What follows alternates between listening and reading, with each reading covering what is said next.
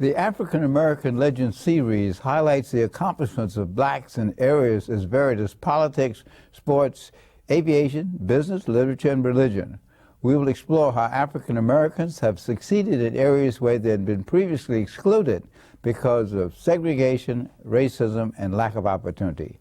I'm your host, Dr. Roscoe C. Brown, Jr., and with us today is New York City Councilperson Robert Jackson, best known for his work in the campaign for fiscal equity to bring adequate funding to the schools of New York City.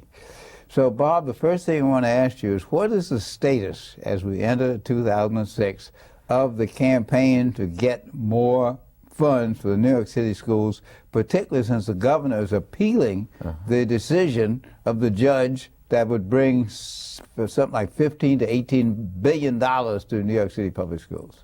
We're still fighting, and we're not going to give up until we get the resources to ensure our children that sound basic education that everyone talks about. Now, that's a good political mantra. Now, what about the practice of politics and getting that money? Well, the reality of the case at this particular moment is that we're waiting for a decision from the appellate division. And as you know, Dr. Brown, there's 3 levels of the judicial branch. There's the Supreme Court, the appellate division, and the Court of Appeals.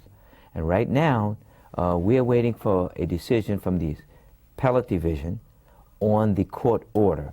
You remember that Justice Leland DeGrasse, the Supreme Court Justice, gave us a court order in our hand for $14.8 billion, and some people look at it as $23 billion over the course of a 4 or 5 year period. What's the difference between the 14 and 23? Well, the 14.8 billion, the difference between that and 23 billion, because in the order it said 5.63 billion for operating money and 9.2 billion for capital improvements, meaning to build new schools and to fix leaking roofs and things like that. So if you add up that figure, that's $14.8 billion. But there's a phase-in.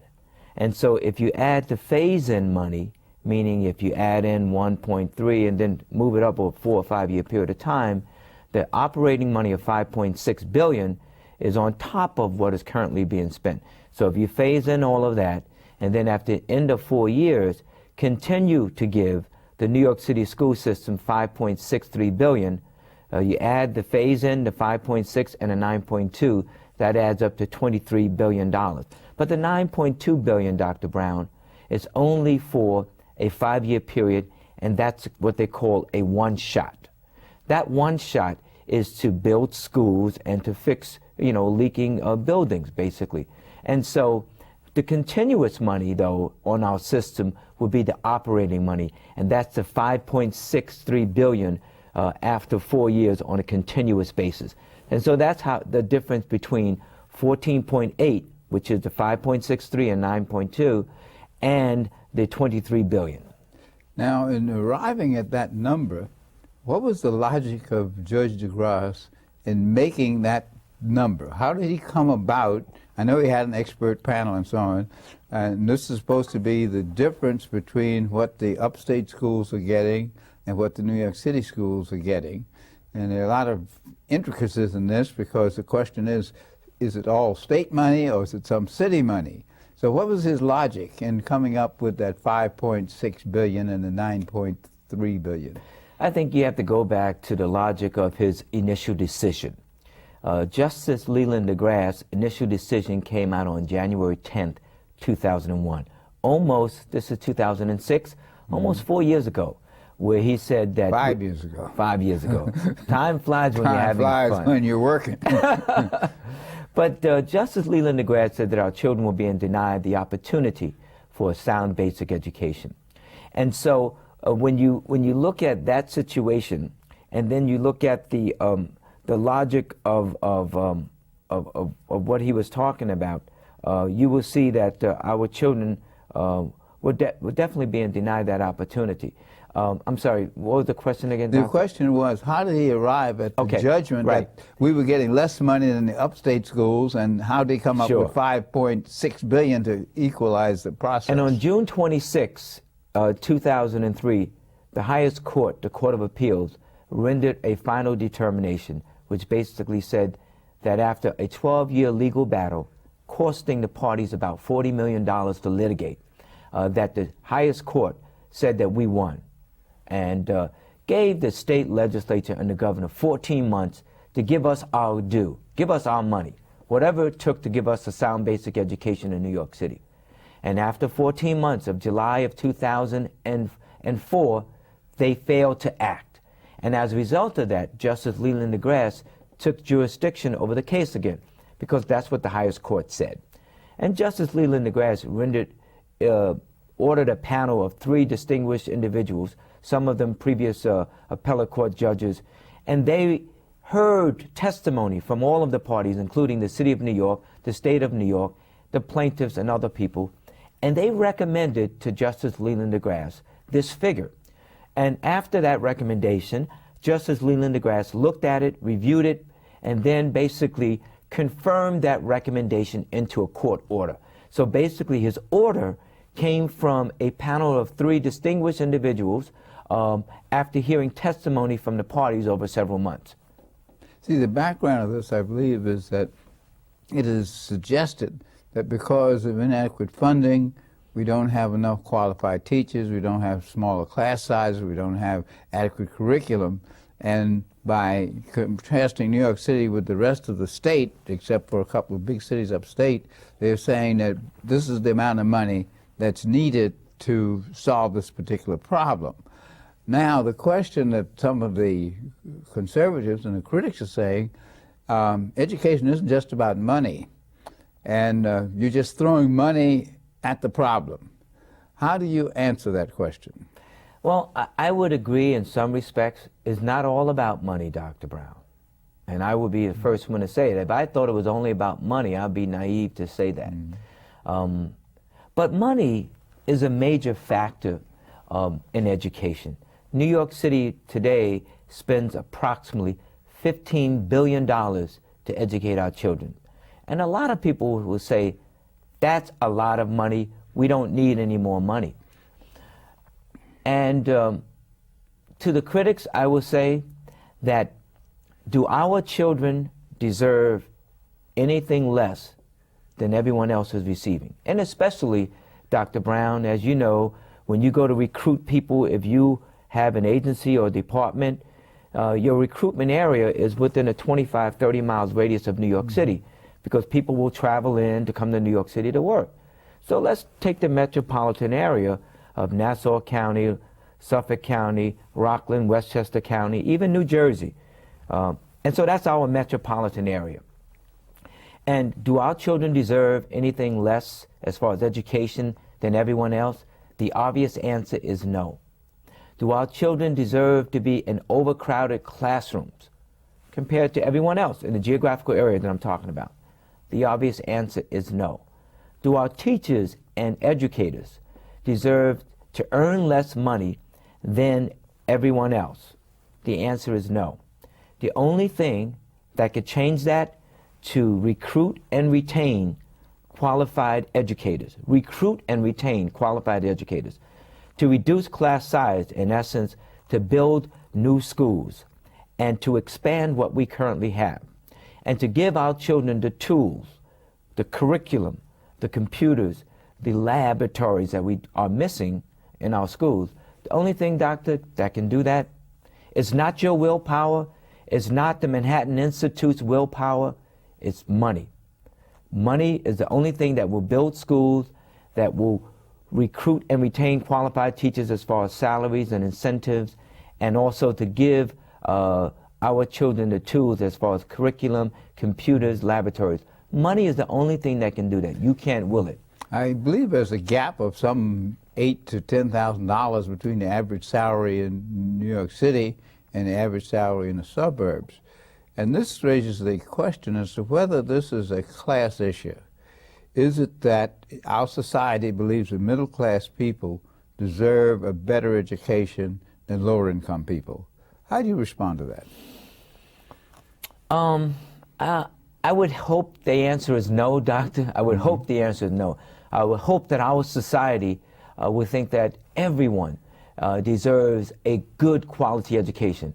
And I'm not talking about a sound basic education, doctor. You're not talking about 8th grade education, Right. as the governor That's talked correct. about. A sound basic education, if you ask the state of New York, if you ask the appellate division who rendered a decision in June of 2002 in this CFE case, the Campaign for Fiscal Equity case, they said that the state of New York was only entitled or mandated to give our children a sound basic education equated to an 8th and 9th grade, even though the Board of Regents, the State Board of Regents, which sets educational policy in New York State, says that every child, no matter who you are, must graduate from high school with a Regents diploma.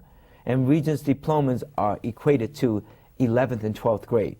So there's something structurally wrong as far as the appellate division. Well, why does society accept that?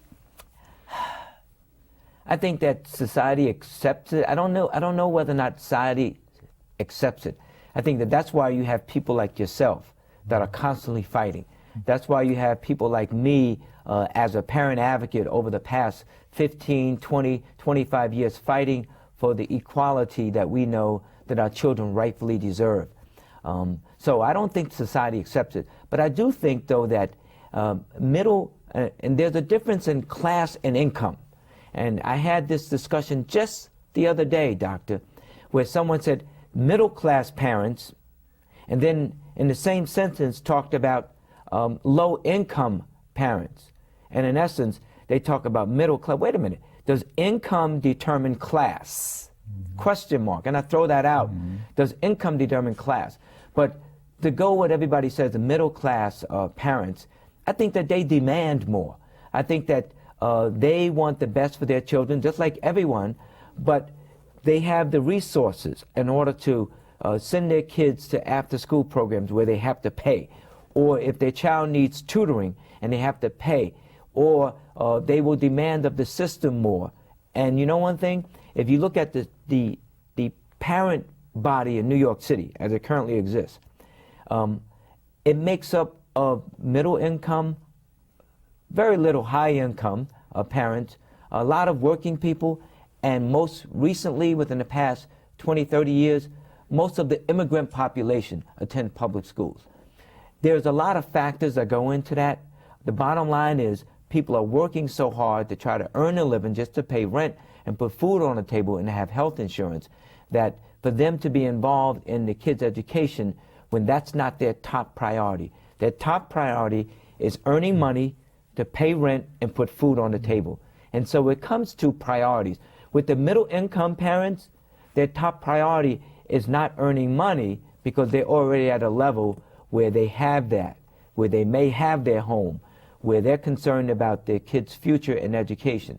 And so what it comes to, doctor, is what is the priorities of the family? And as you know, the first priority is to put a roof over your head and to put food in your mouth. After you do that, then you can think about other priorities. All right, but still, the New York City system has $15 billion. And we hear all kinds of stories about teachers who don't care. We hear about overcrowded classes. We hear about the inequities between certain middle-class school districts and lower-income school districts, that there are more resources going over there, which reflects the fact that the legislators and the board make sure that it goes in that direction. What other things other than money do you think would improve the quality of education for New Yorkers? Other than money, I do think that parents must be more directly involved in their children's education. They cannot say as a parent, well, you know, I pay my taxes, there is a Department of Education, and it's up to them to educate my child. It doesn't work like that. Parents must be intricately involved with their children's education. Now, that involvement involves political pressure to make sure you have small classes and qualified teachers.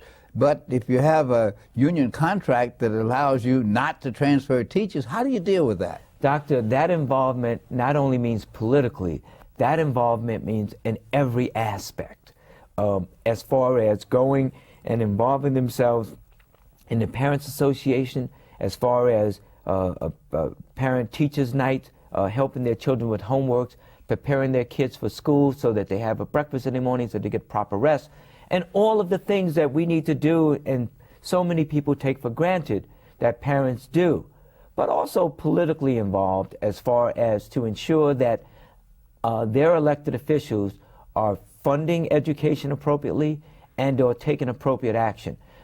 In my opinion, parental involvement has been weakened, structurally weakened under the current administration, under the Bloomberg administration. Some people would argue differently, but a recent New York Times article basically said that parent involvement in the CECs, the Community Education Councils, which replaced community school boards, was very, very low, and that many of the community education councils seats are unfilled. Because they have no power. The council is only advisory. Well, the advantage of the community school district, they could make decisions. You see, and I try to advocate to parents that you do have power. You have power in your right as a parent, as a parent, because if it wasn't for the 1.1 million school children in the school system, there would not be any teachers, administrators, or the people down at Tweed, where the Department of Education is. So as a parent, that's why I said parent must be directly involved, not only as far as politically, but in helping their kids, but also advocating when they think something is wrong. And I think that when parents are more involved, then the system will be more accountable. And I think that parents are not just, when it comes to the PA, the Parents Association, or the PTA, raising funds for the school, parents need to be involved in the decision-making process to hire principals, hire teachers to be able to make decisions as far as curriculum, to make decisions on the budget and stuff like that. Parents are smart people. They know what's good for their children, and they want to have access. And I do think, as I said earlier, that this current, the way it's being run, is not involving parents as full partners in education. My final word on this, that if it wasn't for parental involvement, going back when I was involved as a parent, there would be no CFE. There would be no court order of $23 billion for the children of New York City.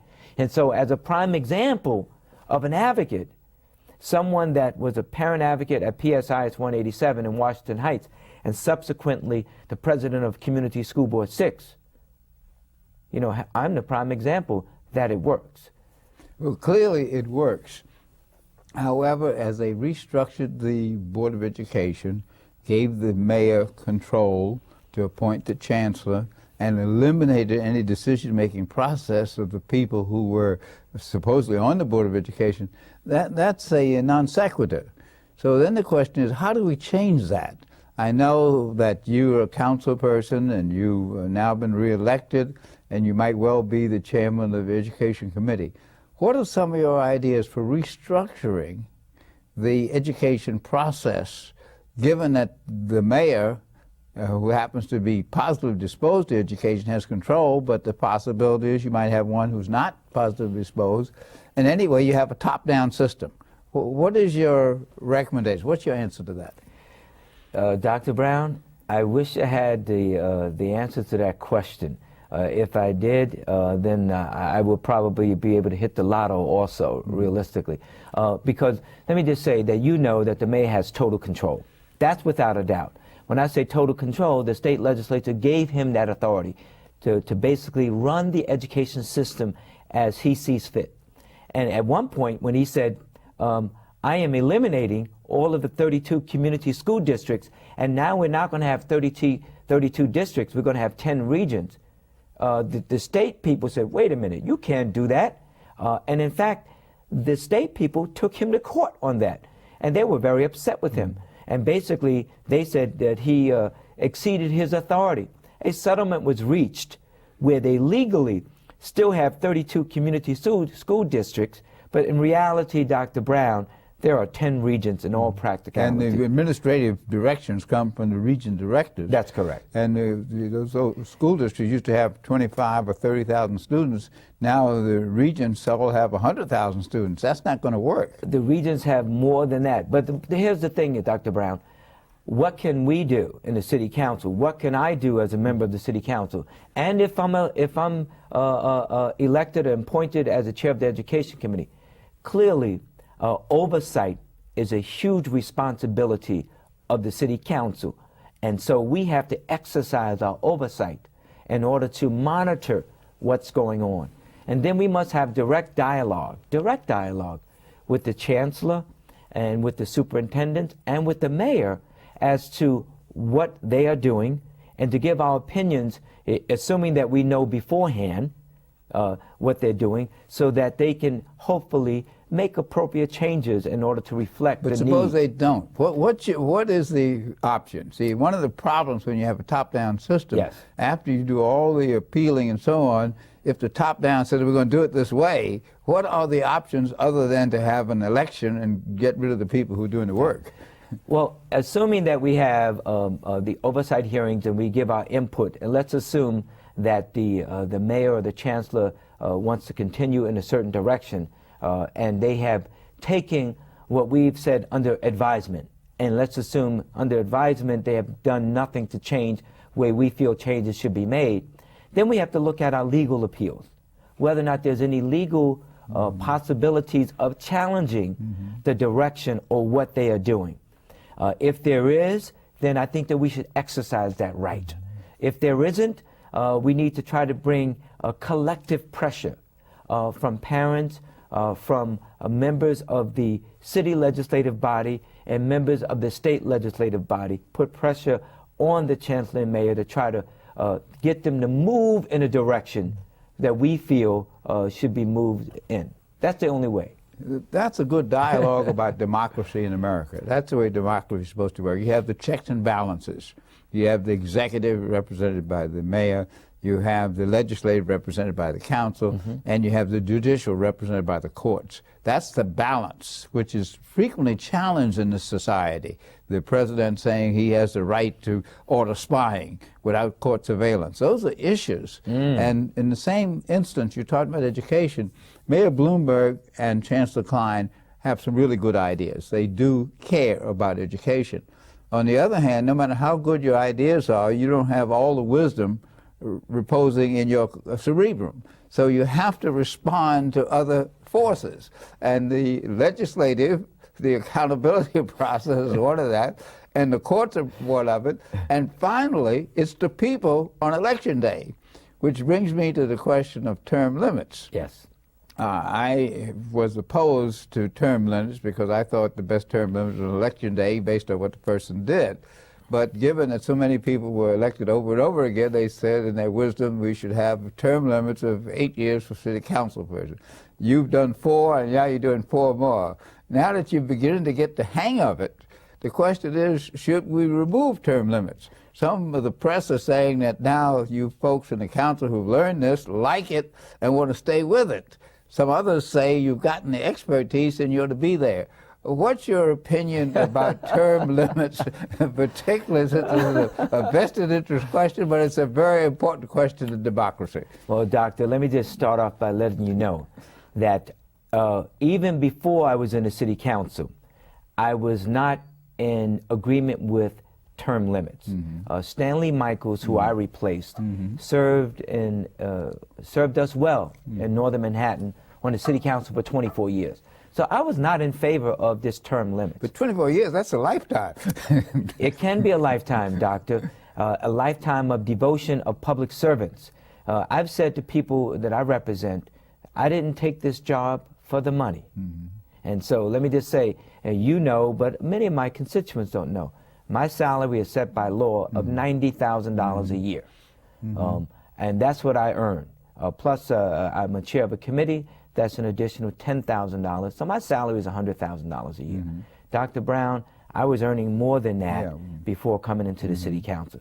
So I'm not in this for the money. And many people are not in it for the money, but they're in it for the power. Okay, but and if those that are in it for the power, let them go on their power trips. But let me just say, as far as my position currently as it exists now, if I had to vote in the city council tomorrow, I would vote to extend term limits for another term of 12 years. The debate is whether or not we should do it ourselves or whether or not we should move it towards a referendum. And I think that when that comes up, I don't think that issue is going to come up for debate pretty soon, but when it comes up, we will have a lively debate on that particular matter, in which public will have the opportunity to participate in that debate. And that's part of the democratic process. Then you talked about three branches of government: executive, legislative, and judicial. Well, you know, depending on when that comes about, Mayor Bloomberg may put forward a charter commission, and then that may be one item that may come up on a ballot referendum in November, assuming that we don't go in that direction. And then, if people don't like it, it can be challenged legally. So the three branches of government will be at work. The bottom line, Dr. Brown, in my opinion, one way or the other, in approximately a year and a half, it will be resolved, either through the legislative process of the city council or the referendum process by the voters, or through the judicial process, meaning in the courts. Of course, that is democracy in action. Without a doubt. And your story, moving from parent advocate to leader of the CFE with Mike Rebel as your counsel, moving into the council, city council as an elected official, represents the true path of democracy. And I have to say, 12 years is still a long time, but it is better than having somebody there for a lifetime. But let me say this to you. Former Mayor Ed Koch goes along with 12 years. And our time on African American Legends has reached its 12-year sequence. Thanks again to Robert Jackson, City Council person, for being with us on African American Legends today. Thank you, Dr. Brown.